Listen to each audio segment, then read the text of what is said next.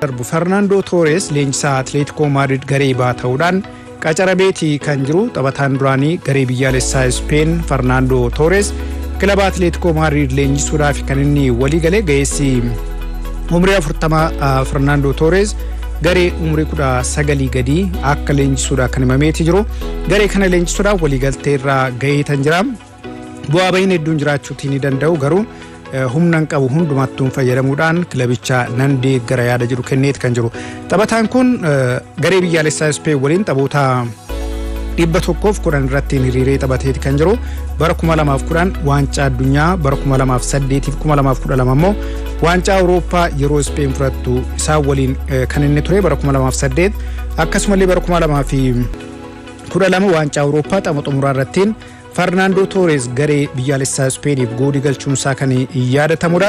Egaa Atletico Madrid keessatti kubbaa miilaa taphachuu kan eegale taphataan kun Liverpool keessa yeroo turettiin ga'umsa addaarra kan inni ture kanaan wal qabatee paawundii miliyoona 50 Chelsea taphataa kana mallatteessifatee ture maallaqni kun ammoo yeroo sanattiin reekordii British ta'uudhaan kan galmaa'edha sanaan booda garee AC Milan ittiin malee bara 2014 ammoo Atletico Madrid ittiin deebi'uudhaan bara 2018 waancaa liigii Awurooppaa Atletico Madrid waliin fudhateetii kan jiru bara 2019 kilaba Jaapaan Saagaan Toosuu jedhamu keessa yeroo turettiin kubbaa miilaa taphachuu akka dhaabeedha kan himame sanaan booda gara hojii leenjisummaatti dhufuudhaan garee dargaggoota Atletico Madrid umurii 19 gadi leenjisuusaa eegaleetii kan jiru taphataan dargaggeessi Manchester United Ferguson kilaba Serie A tilii Monzaadhaaf mallatteessuudhaaf qarqara ragayeetii kan jiru Omar Ferguson waliigaltee Manchester United waliin qabu ji'a kana keessa kan inni xumuramu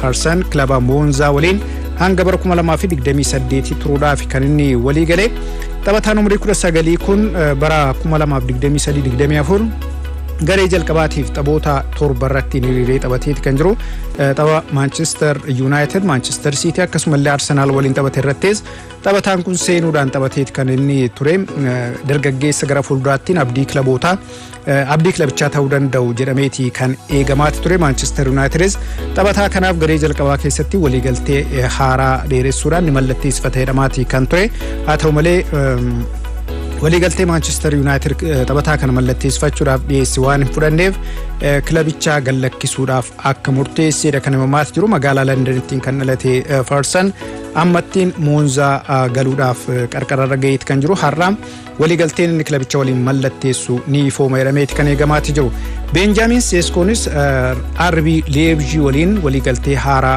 mallatteessuudhaaf itti dhiyaateetii jira jechuun BBC'n gabaaseeti kan jiru taphataan sarara fuulduraa RB Leipzig Seskoon kilaboota Premeir League Englandiin hedduu barbaadamaati kan jiru keessumattuu taphataa umurii 21 kana mallatteessifachuudhaaf Arsenal adda durummaadhaan taphataa kana barbaadaati kan jiru Chelsea fi Manchester Unitedis taphataa kana mallatteessifachuudhaaf kilaboota raadaarii isaanii bal'isuudhaan eegaatii jiranudha ta'u malee bara kana Bundesliga Germaniitiin taphoota 31 gooliiwwan 14 kan galchee taphataan lammii Slovenia kun Bundesliga German keessa turuudhaan RB Leipzig akka tajaajilu ifoomeeti kan jiru Slovenia waliin waancaa Awurooppaa bara 2024 irratti taphataan kun ni hirmaataa faallaa England Denmark akkasumallee Serbiyaa ta'uudhaan akka taphatuudha kan eegamaati jiru taphatichi waliigaltee waggaa 5 RB Leipzigidhaaf mallatteessuudhaaf akka itti dhiyaateedha miidiyaaleen odeeffannoowwan qabatanii ba'aniin kan mul'isan Netherlands De Jong miidhamaan dhabdeeti kan isheen jirtu kanaan alatti taphataa haaraa garagarichaattiin akka waamteedha kan himamaati jiru Maasan taphataa Borussia Dortmund keessattiin bara kana utubaa sarara ittisaa kilabichaa ta'uudhaan tureedha taphataan kun bakka De Jong bu'uudhaan garee biyyaalessaa Netherlandittiin akka waamame odeeffannoon ba'an ni mul'isa waancaa Awurooppaa bara 2024tiin Frank De Jong taphataan Barcelona miidhamaan garee biyyaalessaa Netherlandsiin ala ta'uunsaa mirkanaa'eeti kan jiru taphataan Borussia Dortmund Maasan garichatti waamamuudhaan bakka Frank De Jong ni haguuga jedhameeti kan eegamaati jiru Ronald Koeman taphataa sarara gidduu kan biraas Van Koopmaners tapha michoomaa Iceland waliin taphatanii 4-0dhaan injifatan irratti taphataan kun jalaa miidhameeti kan jiru bakka isaattiin taphataa kan biraa waan hin waamneef gareen biyyaalessaa Netherlands taphattoota 25 qofaa qabachuudhaan waancaa Awurooppaa bara 2000 24 jimaata dhufu Jarmaniitiin eegalamu irratti akka hirmaattuudha kan ifoome. Taphataan sararrattisaa gara bitaa kan ta'e Maatsengaa Borussia Dortmund waliin bara kana Champions League kilaboota Awurooppaatiin hanga xumuraattiin ga'e. Real Madrid mo'atamuudhaan waancaa dhabuun isaanii kan yaadatamu taphoota biyya isaatiif taasiseen akkasumallee garee biyyaalessaatiif taasise irratti ga'umsa taphataan kun mul'isaatti ture. Fooyyaa waan ta'eef Ronald Koeman garichatti akka waamaniidha kan dubbatamu. Netherlands taphoota michoomaa lamaadha kan isheen taasiste. Iceland akkasumallee Kaanaadaa 4-0dhaan qabxii wal fakkaatuun mooteeti kan isheen jirtu. Egaa waancaa Awurooppaa bara kanaatiin ga'umsi biyyattiin mul'istu akkam ta'uu danda'a kan jedhu ni eegama.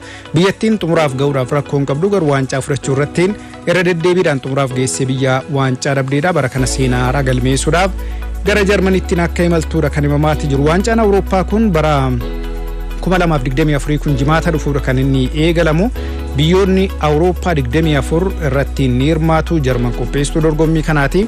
Italiin ammoo shaampiyoonii dorgommii kanaa ta'uudhaan kan isheen dorgommicha irratti hirmaattu. Italiin akkuma yaadannu Englandiin peenaaliitiidhaan injifachuudhaan kan isheen shaampiyoonii taate.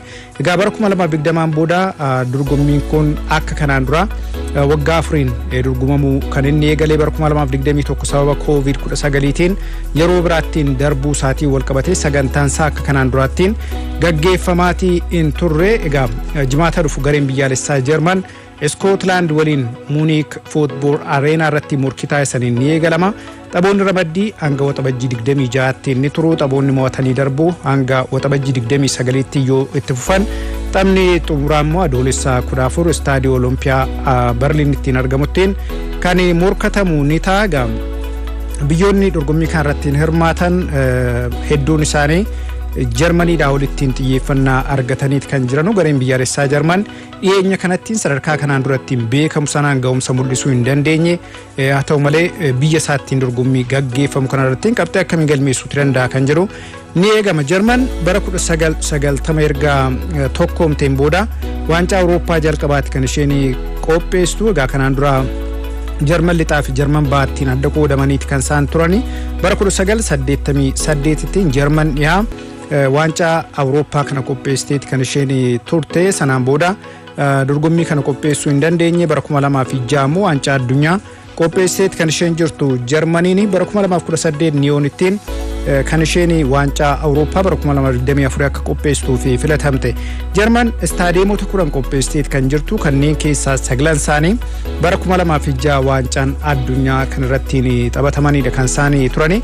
Istaadiyeemonni isheen qopheessite deeggartoota hagamii qabachuutii danda'a kan jedhu waliin haalaallu. Berliinittiin kan argamu Olimpiyaa Stiidiyoon namoota 71,000dha kan inni qabaachuutii danda'u. Kana alatti magaalaa Koolonyittiin kan argamu Koolony Staadiyeem namoota 43,000 qabachuu kan danda'udha. Borussia Dortmundittiin kan argamu Staadiyeemiin Borussia Dortmund namoota 62,000 staadiyeemii qabachuu danda'udha. Düsseldorf Areenaan magaalaa Düsseldorfittiin argamu namoota 47,000dha kan qabatu. Magaalaa Frankfurtittiin kan argamu staadiyeemiin Frankfurt yookiin Frankfurt Areenaanis akkasuma nama 47,000 qabachuutii kan danda'udha. Areenaa Schalke namoota 50,000 qabata. Hamburgittiin kan argamu staadiyeemiin Hamburg namoota 49,000 kan qabatudha. Staadiyeemiin Leipzig namoota 40,000 qabata. Munich Football Areenaan taphni jalqaba Jarman Scotland waliin irratti taphachuudhaan eegaltu namoota 66,000 staadiyeemii qabachuu danda'udha. Staadiyeemiin Stuttgart Areenaa namoota 51,000 qabachuudhaan staadiyeemota gurguddoo jedhaman keessaa staadiyeemota hedduudha kan isheen dorgommii kanaaf qopheessiteeti jirtu. Waliigalaan staadiyeemota 10dha kan isheen qopheessiteeti jirtu. Bara 2006 waancaa addunyaa qopheessuun ishee bal'inaan staadiyeemota sadarkaa isaanii eeggatan akka isheen qabaattu taasiseeti kan jiru. Kanaalattiin biyya dorgommiiwwan gurguddoo qopheessuudhaan muuxannoo qabdu waan ta'eef waancaan Awurooppaa bara 2024 kun milkaa'anii ta'a jedhameeti kan eegamaati jiru. Ramaddiidhaa kan laalloo ta'e ramaddii Aarraa Jarman, Scotland, Hungaarii akkasumallee Switzerlandis ramadamaniiti kan jiranu. Ramaddii Baarraa Spain, Croatia, Itilii fi Albeeniyaan yoo ramadaman ramaddii caarrattiin Sloveeniyaa, Deenmaark, Serbiyaa fi England ramadamaniiti kan jiranu. Ramaddii daarraa Poland, Neezerlaandis, Awustiriyaa, France waliin kan ramadamanii Beeljiyeem, Slovaakiyaa, Roomaaniyaa akkasumallee Yuukireen ammoo ramaddii E jalatti kan isaan ramadamanii. Ramaddii F jalattiin Turkiin, Joorjiyaa, Poorchugaal fi Cheek Rippaabilik ramadamaniiti kan jiran. Biyyoota waancaa Awurooppaa bara kanaa shaampiyoonii ta'uu danda'u jedhamanii eegaman keessaa France, German, England, Portugal akkasumallee Spain jalqaba irratti maqaan isaanii eerameeti kan jiru. France ga'umsa dhiyeenya kana mul'isaati jirtuun dargaggoota akka Kylian Mbappeetiin deeggaramuudhaan bara kana waancaa Awurooppaa argachuutii dandeessi jedhamuudhaan kan isheen eegamaati jirtu. Gara taphoota michoomaa irra galgala taphatamanitti darbu Portugal galgala isaa 3:45 irraa eegaluudhaan Republic Ireland waliin Stadio Municipal di Aveiriotti ni taphatti. Leenjisaa yeroo Republic Ireland kan ta'e John O'Shea Cristiano Ronaldoodhaan wal arga jedhameeti kan eegamaati jiru. O'Shea fi Cristiano Ronaldoon bara 2003 hanga 2009tiin waggoota 6 Manchester United keessatti waliin taphataa kan turani. Premeir Liigiidhaan waancaa 3 Champions League kilaboota Awurooppaa bara 2008 argatan dabalatee waancaawwan gurguddoo jedhaman taphattoonni kunneen lamaan waliin argataniiti kan jiranu. Bara 2003 tapha michooma Manchester United gara Portugal imaluudhaan Sporting Lisbon waliin taphate irratti John O'Shea gara Portugalittiin imaluudhaan faallaa Sporting Leon yookiin Cristiano Ronaldo ta'uudhaan taphateeti kan ture. Egaa Cristiano Ronaldoon tapha sanaan ga'umsa mul'iseen Sir Alex Ferguson taphataa kana bara 2003 akka mallatteessifatan taasifameeti kan jiru. O'Shea dhimma kanaan wal qabsiisee yaada kenneen Ronaldoon taphataa ajaa'ibaati, inni har'as goolii galchaa jira. Rikeerdii adda addaas galmee isaati kan jiru. Inni nama kubbaa miillaatiif of kenneedha. Amma immoo hojiin isaaf kaffalaa jira jechuudhaan yaada kenneeti kan jiru. Egaa Ronaldoon waggaa 39 irratti kan argamu waancaa Awurooppaa bara 2024 irratti ni hirmaata. Morkiin irraa Portugal, Republic Ireland waliin taasistos eegamaati kan jiru. Taphoota birootiin Maaltaan har'uma galgala Greece waliin ni taphatti. Moldova, Ukraine waliin, Ireland kaabaa immoo Andorra waliin ni taphatu. Azerbaijan, Kazakhstan, San Marino, Cyprus, Belarus, Israel waliin har'a kan taphatan ni ta'a.